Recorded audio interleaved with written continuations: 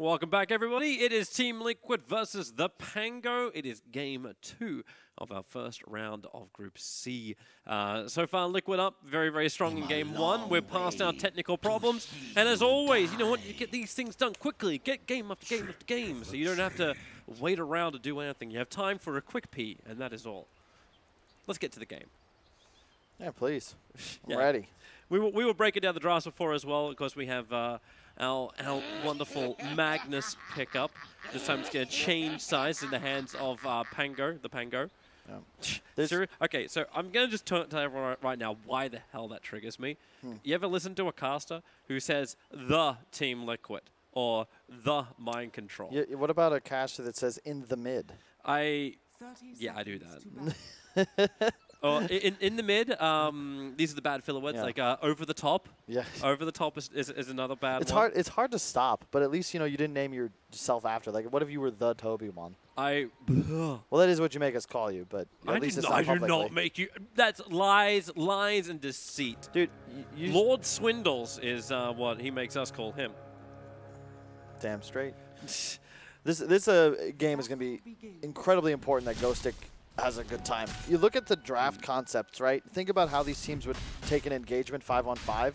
Liquid, you have a Coddle that's just going to be so easily protected. Whereas on the side of Pango, if Axe isn't just creating some sort of chaos, I feel like these supports and the Terrorblade are going to be very exposed. Yeah, there's a Mag, but like, who's really a great RP target right now? Yeah. Like, you got 3 Strength Heroes and a Juggernaut. And even if you do get the jump in, like, you're going to get Blinding Lighted back, everyone wants to jump forward, then Ignis is going to cause you a large amount of problems.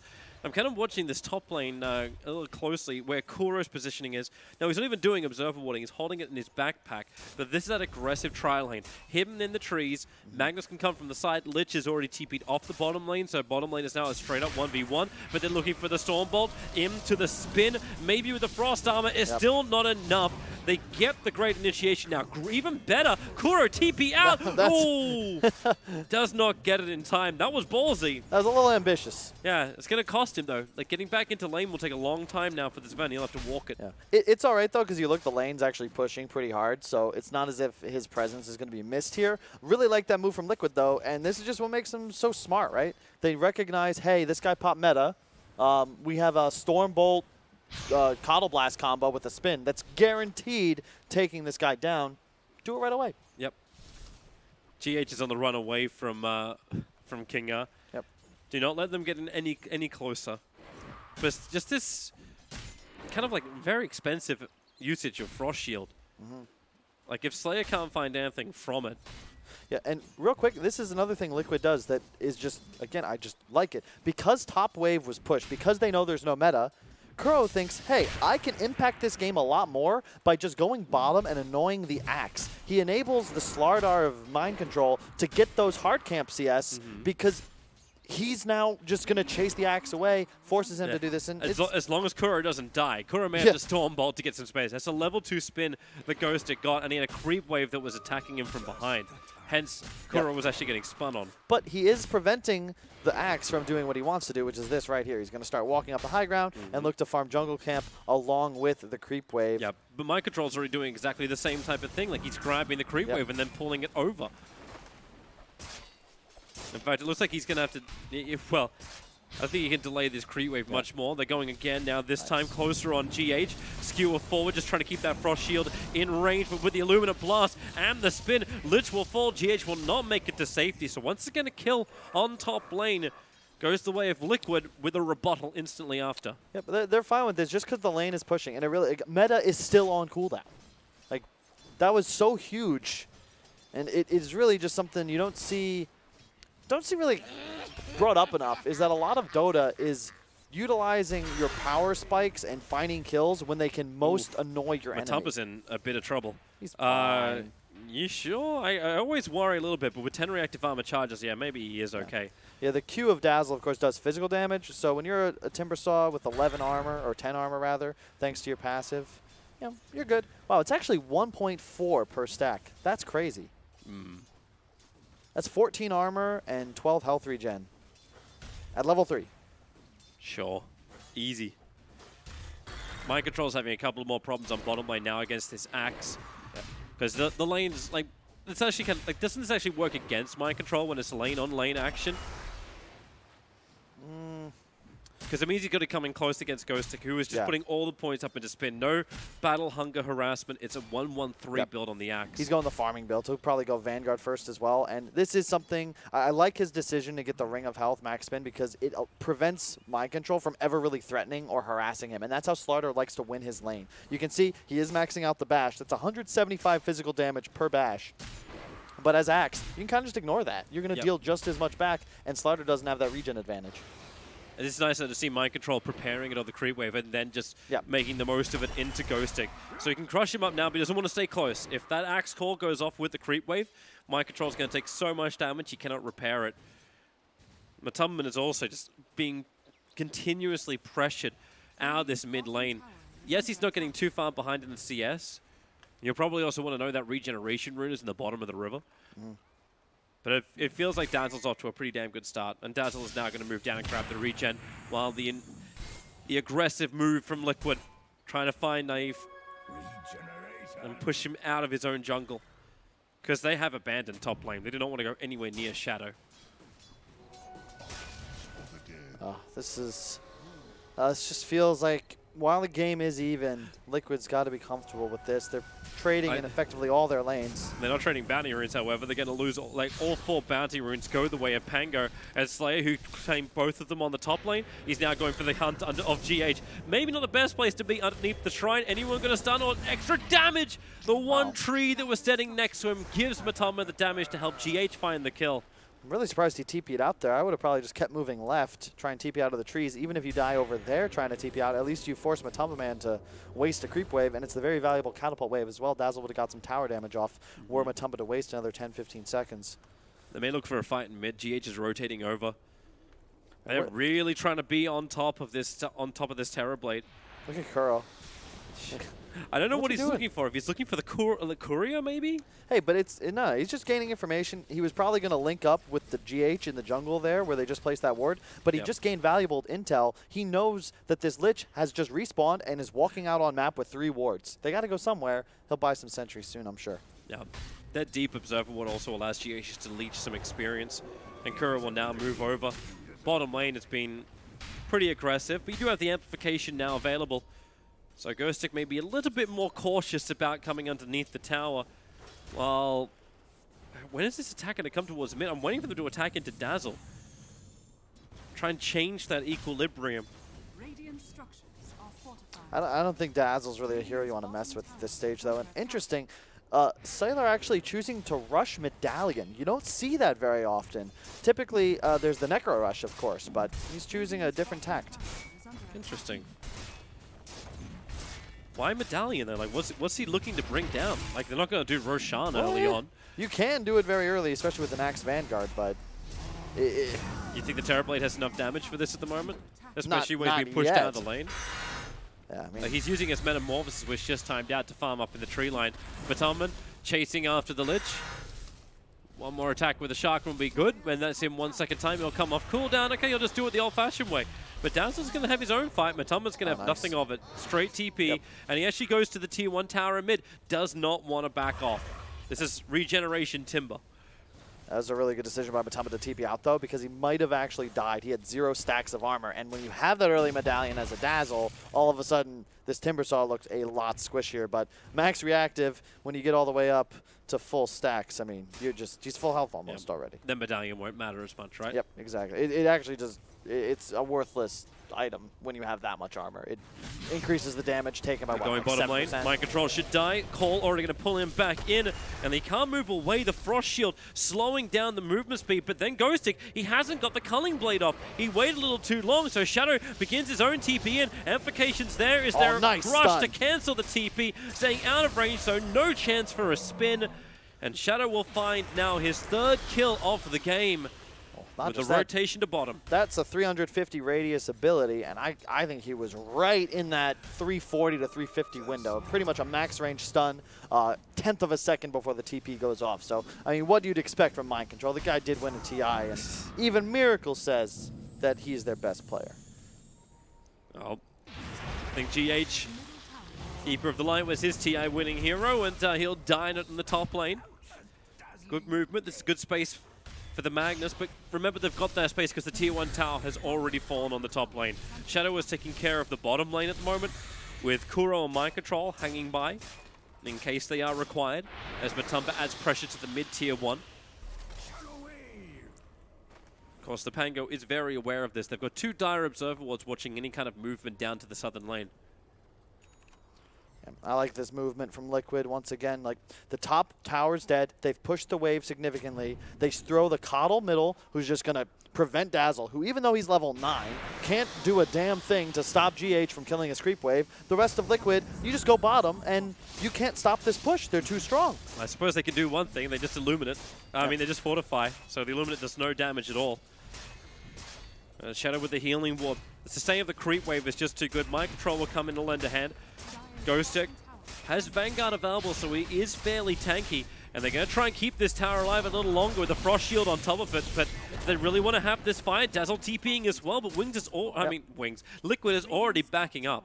Yeah, and this GH just doing such a great job. He stops the mid-pressure. Look at this ward that he placed himself scouting out the Sailor rotation. That's something Liquid loves to do. These defensive wards that sniff out movements that they can expect because they know this is where you want to be pressuring. If it's not mid, my team's bottom, someone's going to come and try and link with this Terror Blade. Completely ineffective. Sailor just wasting time. The Chaining Suns is so good. Here comes the Storm Bolt. Thought it might have actually clipped the Axe as well, but Axe will trigger the Shrine, and that brings Mind Control a little bit closer back in, but then again, the Axe call, not as much control as you would expect it to be, and with Matumba rotating in, yep. GH is the one to fight, really. He's the one to find the kill, but either way, they find the kill. That Vanguard does absolutely nothing because he's got no armor. As soon as he gets amped, he goes from 4 armor to -6. Bear in mind, that bash, that's physical damage. It's not 225 all of a sudden. It's increased by like 20-25%. That makes it about 300. Who cares about your block?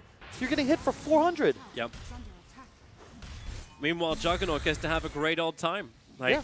This is really the Wings +4. +4 create space for Shadow. They're just so fluid around the map. Like, all of a sudden, you've got 3 heroes of Liquid mid. They're pressuring here, and Timber saw you can't kill him, and it forces now 3 heroes from Pango to just sit here and watch. As you said, Shadow free farms bottom. Now he's going to go link towards mid and ensure this tower dies. And your Slardar's top, about to finish up his Vlads. At least the Observer Ward saw him move over, so Pango have some information of what they can... Okay, they're going to fortify again.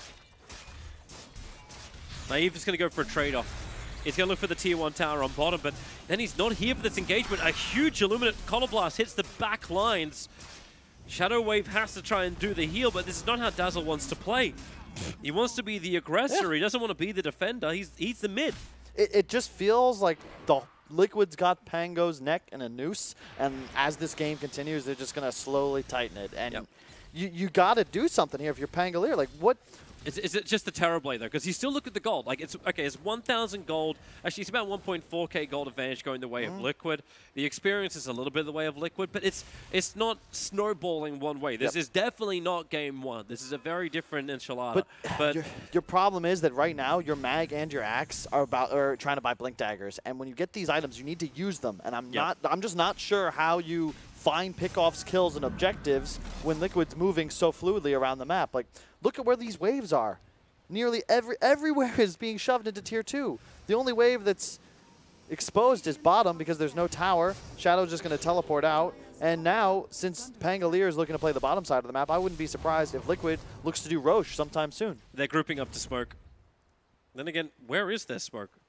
Like, the Blink Daggers on the Magnus, everyone was behind the tier 2 tower ready to go, but the Courier's not even carrying it. It's still trying to deliver max amount of items to the top lane now. Yeah. It's just, you're in an interesting position. Ghostek pressuring bottom hard. He'll finish his Blink soon. They do have the Magnuses online. Just, I don't know how you use it. This is the downside of the Dire side because Liquid is perfectly comfortable ceding control of their bottom lane and jungle because it's so far from the Roche pit. And you've got to be careful if you're the team of Pango, because at any moment, you show 3 or 4 heroes down here, immediately Liquid runs into the pit. And because also Pango doesn't have their tier 1 tower on top or mid, then this Roshan becomes a lot more exposed. But that's why down towards bottom, look towards Matamba. They're not moving quickly, however. Magnus is holding back, and the TP, 2 onto the Shrine, 3 onto the Shrine. They're all coming to the Magnus. He begins his skewer, but man, they do not want this fight. But then again, Pango were the ones who are setting up for it. But you can't. The thing is, it's all about the spacing and the way Liquid play this game. Who's exposed? It's Matamba Man Timbersaw with full stacks. You can't initiate on him. You're going to lose the game. And it just, you all of a sudden gain information. You know where the initiator is. All of a sudden, Mag has revealed himself, and it's easy to just teleport in and kill him. And bear in mind, this whole time, Shadow's just farming. Yeah. He is #1 on the net worth. Goes up against the #1 Terrorblade, and Terrorblade just walks away. Nothing to have in this fight. New items get to arrive. The Necrobook, level 1 completed for the Dazzle. Slider will have a Vlad's and a 3-man smoke from Liquid. They are invading the jungle, and they're going to find the Dazzle. GH doesn't break his smoke. He walks around it because they know they need to have a jump stun, which they don't actually have out of their 3 players. They probably wanted to work with Shadow up on the top lane, and that is where the smoke gank is coming in. King R, they'll come in close. It's an RP, but the spin! Juggernaut's going to be immune, and then the Ignis. They cannot move away from it. Ghostic's trying to take care of it, but with the Omnislash, Ghostic's losing life. Shadowgrave give him a little bit more life, but then here comes your Crush into the back lines. Dazzle, the Lich ulti. Liquid, actually, they can't move away from it. This is how they have their fight. They're just continuous slow. Liquid, even with the high ground, could not get down there and do the damage they wanted. Yeah, they have no Timber Saw, and you just can't take that fight if you're Liquid successfully without the Timber. They have a shot, but there's no amp that goes off before the Omni Slash. It spreads the damage out throughout all these tanky cores of Pangolier, and there's just no way you're going to be able to find that kill. But GH, he chose to do something I have yet to see a Coddle do. No points in Blinding Light, just maxed out the Q, because this is all he's doing. Yeah, he's going to die here, but he doesn't mind. He just killed the creep wave, and there's no push now for 30 more seconds. It's like because he's just trying to buy time for the cause of Liquid to get stronger. Yeah, he'll actually respawn just about when the creep wave actually hits the tier 1. And you can look at Liquid, they're just saying, oh, okay, buddy, thank you. We're going to go stop this tower from dying now. And they're actually going into, Liquid are going into Roshan. So they're going to let their tier 1 tower die up on top. Fortification will delay it. But with the Demon Edge over on the Juggernaut, maybe they feel they have enough damage, but Talman's fine with this. He's building reactive armor stacks up. And it looks like Pango is not aware. The de-warning of the Observer as well. The T1 tower has not fallen. And Pango seemed completely unaware this is happening. Yeah, and it's disguised because Kuro showed himself, places a ward above the pit. So that'll break spokes and prevent them from being ambushed inside the pit. And shows like, hey, maybe my team is smoked behind me. You've got to get out of dodge. As you said, they're still doing Roche. The 2 keys, if you're ever looking to do Roche at this phase of the game, is doing it quickly and doing it without taking damage. When you have a Slaughter and a Timbersaw, you have both of those things because Jug just freely hits the Roche. It dies in, what, 20 seconds? And Timber's still full health. Even if you get initiated there, so what? Man, just so smart from Team Liquid. They own the board. Kuro even denied the tier 1 tower, so with that push on the top lane, like they still got no money for it, Pango, and GH is just spamming this Illuminate. And once again, 4 heroes of Pangolier are here, and this time, it's the Keeper instead of the Timbersaw, but it's the same concern where, once again, you're just not able to get objectives because this annoying guy is just spamming spells. Well, you know where he is. He's in the trees. He'll clip Naive, and now the jump in. Yeah, they're coming for GH. Finally, they will shut him down with a catapult behind him. Pango will be taking this tier 2 tower on the bottom. But Matamba's cutting the creep wave in the mid, cleaning it up with fortification. The rest of Liquid will push it to the tier 2 tower on top lane. And they want their fight. They want to have an engagement. I think, you keep going if you're Pangolier, but the problem is you're going to see Matamba Man TP in about 5 seconds, and he's going to stand at the tower if they keep trying to pressure this, and giggle at him. Shadow's the first one to TP. Finishes up the Battle Fury. So that took 17 minutes for the Juggernaut. Crimson and Yules finished on Matamba as well. He's going to have both those items. He'll actually transition to mid to try and prevent this tower push, but he's got to be careful. He's got no armor stacks. But they're backing off. And in fact, it's a wraparound through the rear, catching out the Dazzle with the first stun, Mind Control with the chain stun. And boy, they just keep on going, bashing through. He'll get the Shallow Grave out, but there's no way to escape inside the Shark Room. He'll die to Matumbaman. but it's still not that bad for Pango. They've cleaned out all the towers in the bottom lane. They've taken the tier 1 tower in mid. The tier 1 tower is lost on top, so it's a little bit more difficult for that quick jump into Roshan. It goes back into the whole Dire versus Radiant concept, though, because, yeah, you've got both towers bottom, but they just aren't as effective as the ones that Liquid slayed because they open up the Rosh pit. Of course, they've already acquired the first stages, but you're going to have an engagement around the second Rosh, and Liquid is just going to be better positioned to do so. Like, it enables them to play enemy jungle high grounds and bait the Rosh into big fights. And when you have heroes like Coddle and Timber, you love fighting and forced choke points. I'm definitely going to fight now. Shadow is so far away from the rest of Liquid. Like, I thought for a moment that if that jump did come in, Ghostic had Blink Dagger ready to go, but he actually uses Blink just to get back to the tier 3 tower. And remember, this Shadow was the original Juggernaut player. I know there's a lot of players right now who think they're the masters of it, but way back before even TI6, he was one of the few players that could make this work in a meta where it was really just not popular.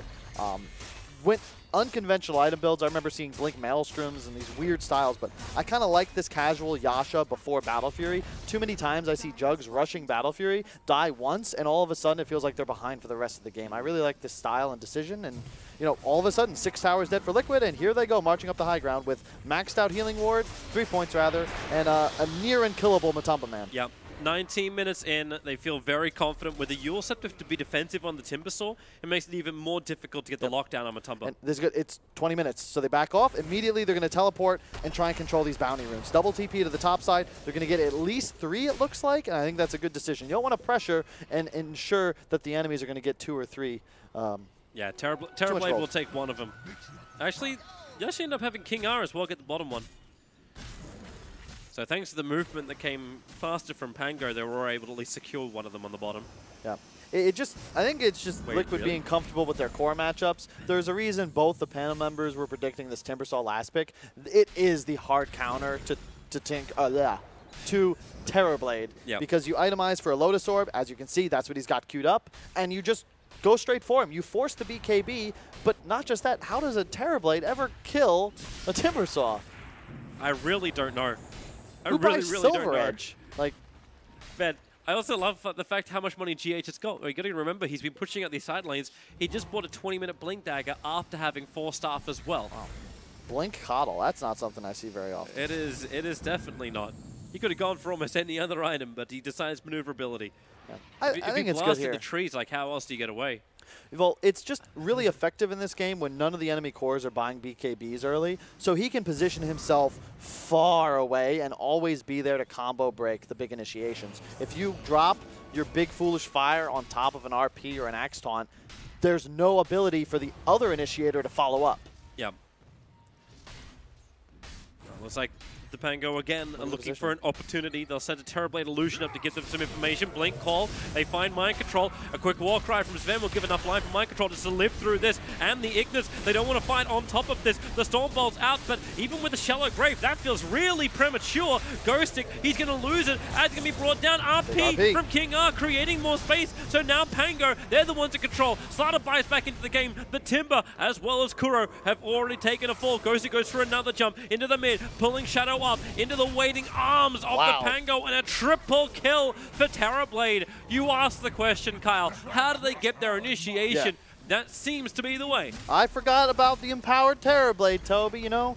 I'm going to do my traditional Kyle backtrack and say that they did way more damage than I expected. And excellent RP. He gets 2, they both die, and Liquid, they felt a lot stronger. I thought they were a lot stronger than what just occurred. Yep. They just got crushed. They were surviving for so long. Like, it wasn't even, you know it wasn't a fantastic Shallow Grave. It was great positioning. It was great control through call. It's too much damage, Amp. Yep. The Terrorblade had just finished his Scotty. He's empowered. The Dazzle's got Medallion and like -8 armor on all enemies. Timbersaw suddenly doesn't look that tanky, and I don't even think he had a chance to proc to get his Yules or his Crimson off before he died. I at least didn't see it. I actually think he was also in that fight without the plate mail on him. I think he had the bottle on instead. So now... All right, well, game's even. Cool. Plate mail's been changed over. The tier 3 tower has been taken in the mid, so this opens up the shrines for attack. Yeah, and all of a sudden, you're worried about whether Liquid can do enough damage. Because, yeah, sure, Slardar Jug, you apply a ton of pressure, but Terrorblade's walking around with 34 armor.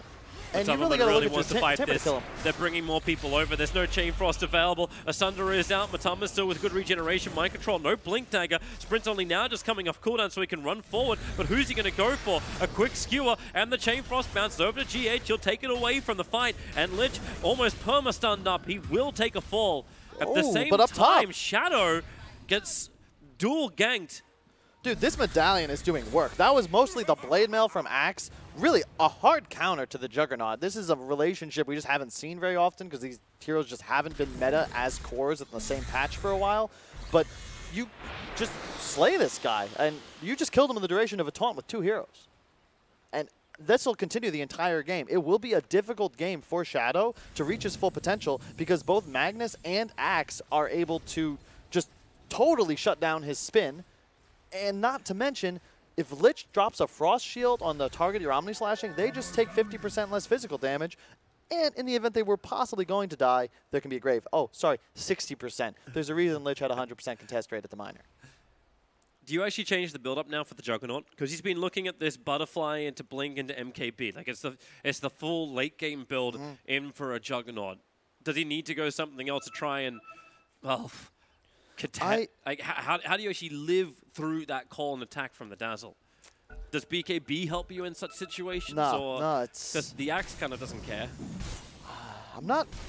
I want to say Mjolnir just so that you have magical damage, plus you can bounce and help deal with the TB illusions.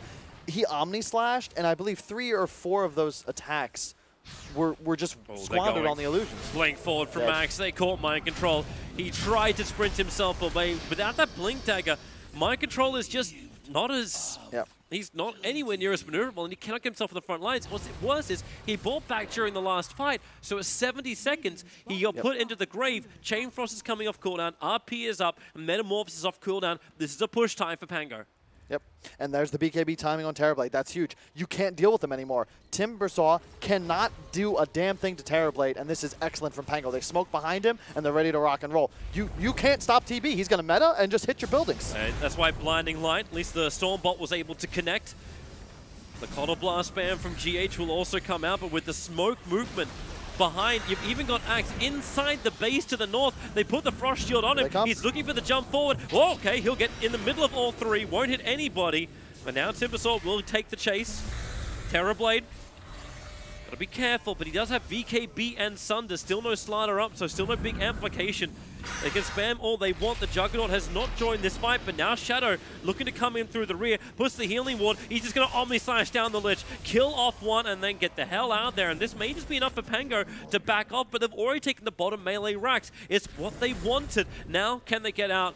Almost scot-free. Yes, they lost the Lich. Terrorblade on the edge of the Ignis. BKBs and TPs away to safety.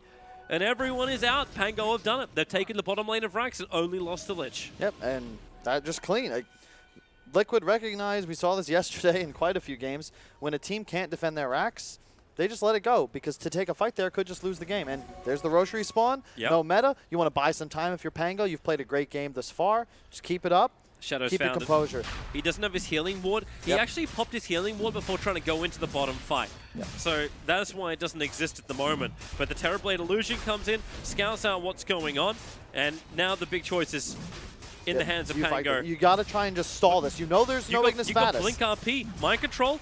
He's the one that's going to be a little bit more exposed. He goes for a quick crush. Matumba jumps out, but Mind Control quickly sprints away. They were really thinking about getting the RP off. Shadow is now finished up Roshan. He has both the Aegis and the cheese. So Liquid got what they wanted, but now it's their turn to begin the full retreat. Yep. And that's why they let the racks go. They know that when meta's used, you're going to be very loath to fight on the side of Pango, and they immediately make this play towards Roche. Very heads up, it's making the best of a poor situation. One miscue they may have made here. I'm very surprised to see Mind Control. You said he has no blink, he went Vanguard, but they already have a Crimson Guard on the Timbersaw. I gotta feel like he was maybe not, he just didn't recognize, I don't think, Matumba Man was going to get the same item, because there's a lot he could have done with that gold had he known. Like, the blink, as you said, I wouldn't... Force coming again. Shadowblade? I don't know. And he actually isn't even going to complete it. He's gone for his own medallion, looking to get a Solar Crest up for the team. So this is just a full defensive 3 position. There's no jump in, there's no initiation. They're just going to try and keep Matumbaman alive when he moves forward. GH is in trouble. You're Yeah. in no man's land, my friend. That's why he blinks to the tree line. They're just chasing that's the. great. This is why he gets the blink dagger. Oh, well, this is also why Axe gets a blink dagger. That's one execute horse. How many times did we see that back in the days of TI7, though? GH just Mataba Man casually playing the trees. Look at this. Potential trade-off. Shadow is pushing in the bottom lane while the top is being pressured out too. So watch that TP timing of Shadow. He's not coming back yet. Instead, it's Matamban who's just being the front liner. Naive moves over. He's going after the melee racks. Quick whirling depth. That's still so much damage that they cannot stop. But Shadow is not stopping either. Fortification out. Shadow moves onto the melee racks on the bottom, and they may just go for a straight trade-off. This is possible. Slardar comes out. He'll get the crush over on Axe. They're buying the space for Shadow to do this proper split push. Terra plays it up. He'll sunder up the life out of Matamban. Kuro dies. The Chain Frost connects on him. So the melee racks will go down in mid, but at the same time, Shadow achieved the same thing on bottom lane. Maybe now he returns to the fight. He can't go for much more, or does he? Blinding Light, push him back. Slardar, control up by the Axe call, but then again, Axe is brought down, and underneath the Ignis, no Naive, he just BKBs. Here comes your Omni Slash. They need more damage, they need a stun, they need something, and they just don't have it. Yep, that was Lich Armor, which for some reason can be applied through BKB. Sure. You actually can't kill Terrorblade. It's not possible to kill him before he teleports out there under the duration of BKB and Frost Shield. They are chasing this Lich so hard, but even after the scan from Radiant did ping properly, yep, they just don't know where he went to, and then there's a TP away to safety. He is out. That is a very tough call for the side of Pangolier to make, though. That is a really... Except losing your bottom lane of Rax for mid. But you already have one Rax. It's more value for you to get that second, especially when you consider you already have the Rax and the lane Liquid now as the super creeps in. But it's so difficult to do that and to just make the right decision. We'll trade here. Maybe not ideal, but you're fighting into Aegis. I feel like that's the move you want to make. You don't want to be in a position where like you teleport your Terrorblade bottom and then get exposed, lose 3, and the game's now just totally shifted back towards Liquid. Shadow still wants to try and look to use this Aegis aggressively, if possible. But the timing of it, like they've expended a lot just for that last engagement. Now all 4 bounty runes actually won't happen because King R got the other one. So it'll be 3 of the bounty runes go to Team Liquid at the 30-minute mark. Yep. I fear that, I don't know if Matumba misitemized, but it just doesn't feel like he's going to be doing enough damage in these engagements. Well, he was looking at a Dagon. Before he had the Shivas in his quick buy, he was looking to get a Dagon. I like Shivas, I just... great call. Problematic. He's Shadow gets exposed. caught out. He switched the cheese in. He's got a spin to try and move a little bit further away. Matumban jumps forward. They're more of... They've got Blink Taunt in a few trying seconds. to dissuade them from attacking any further. But yeah, when that Blink is up, RP's available. Liquid cannot cluster. They're on the retreat. Here goes your other call. Ghostic pulling Matumban back to the front lines. Does not have a lot of reactive armor charged up. Now they'll start to actually accrue. Kuro, man, that Terrorblade is just ripping through this. Man, they don't have enough life for this. Stormbolt dodged out by the Mana Style. And the Omni Slash from Shadow trying to do a lot, but it's got lost in the creep wave. Now he has to spin. The RP from King R holds him there. The focus is out, and maybe with the Ignis, no, the BKB. Terrorblade doesn't care. Shadow can't escape. One charge can keep him alive a little bit longer. He gets the edge of the Ignis, and then up the hill and away. Matumban jumps in. Team Liquid, they're actually holding him. The Ignis lacquering on top. There's just so many combined together, allowing Matumban to finally bring down the Lich, and they've worked through the Terrorblade Metamorphosis time. So Dazzle, he can't survive. A shallow grave, he cannot TP out. He is stuck here to basically be finished off, and that's exactly what will happen. Mind Control takes the kill, and Liquid hold the line. That was just... It was GH. That was so close. But yeah, as you said, GH, the double here, that was his refresher. That's why we see Coddle first 2'd by eHome anytime they're picking Tiny, because when you get to this stage of the game, this is why you there's no counterplay without BKBs. This is why we were surprised by the Blink Dagger, because Coddle normally gets the Refresher Orb first, not the Blink Dagger. But and now it's also that great reason why GH is amazing keeper of the light player. He understood he needed to keep the side lanes under control. He needed to push him out. He needed to be the sacrificial lamb to do such a thing. The thing is there, though, that's where I think the Matumba Man item build could have been tweaked a bit, because he was out of mana to spam his spells under that 5 or 7 seconds he had of free DPS on heroes that were completely just locked into the light.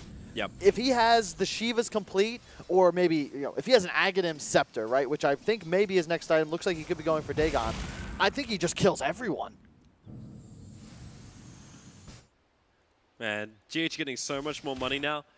The third Roshan probably even be more critical. Yep. I don't know if I Dude. Do you want 3 Ignis? I think you do. Or do you actually want double Omni?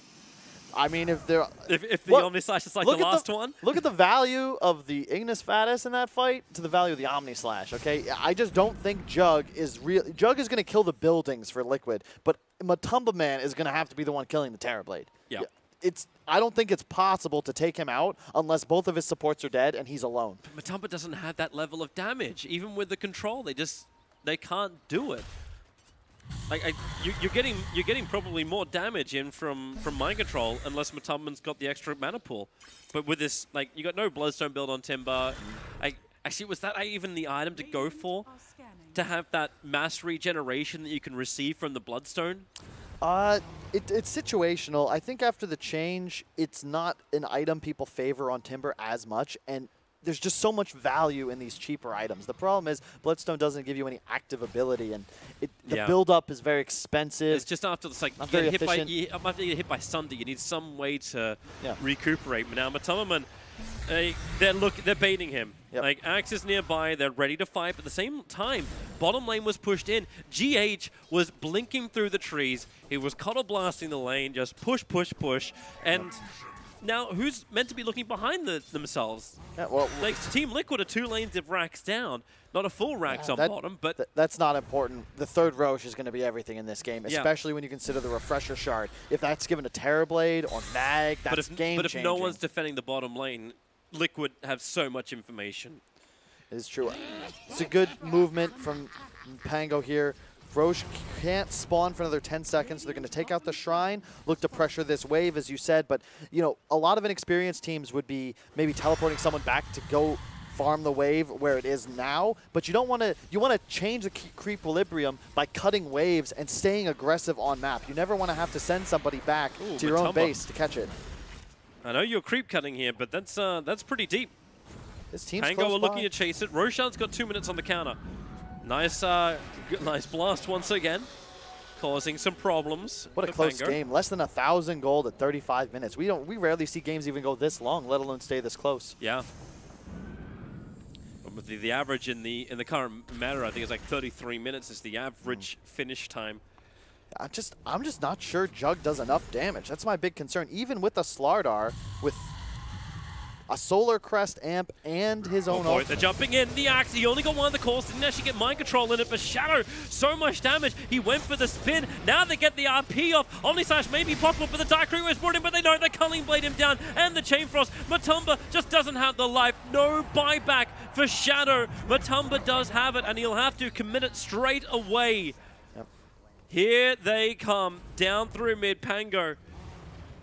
They are looking like a completely different team from Game 1. Well, mainly because they were actually in this game, unlike Game 1. Matumba on the front lines, called out. Kuro with a Storm Bolt, but Terrorblade doesn't care. He's so protected for the moment underneath the BKB. Remember, this is a pretty short duration BKB. It got pretty low, so now it is gone, but they're looking for the kills. Down towards Mind Control. Reflect and the Skadi slowing him up, but the buyback's available and Fortification. Again, just trying to waste the time with the Metamorphosis. It's got 2 seconds left, no BKB and now it's actually gone. The Tier 3 tower is brought down, and Liquid, they paid a heavy price to defend their top lane of racks, but defend it they have for now. Yep, and the only reason they're backing is because they fear the coddle. There's no BKB on Terrorblade, and when you have that double Foolish Fire to deal with, it's scary, and they know Roche is respawning. You die there, and all of a sudden, the game is on the line in the Roche pit.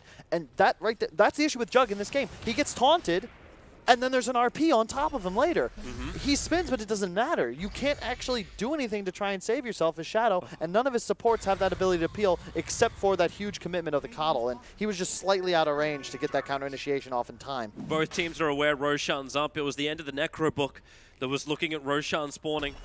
All 5 players up from all sides, but you know where Pango are heading.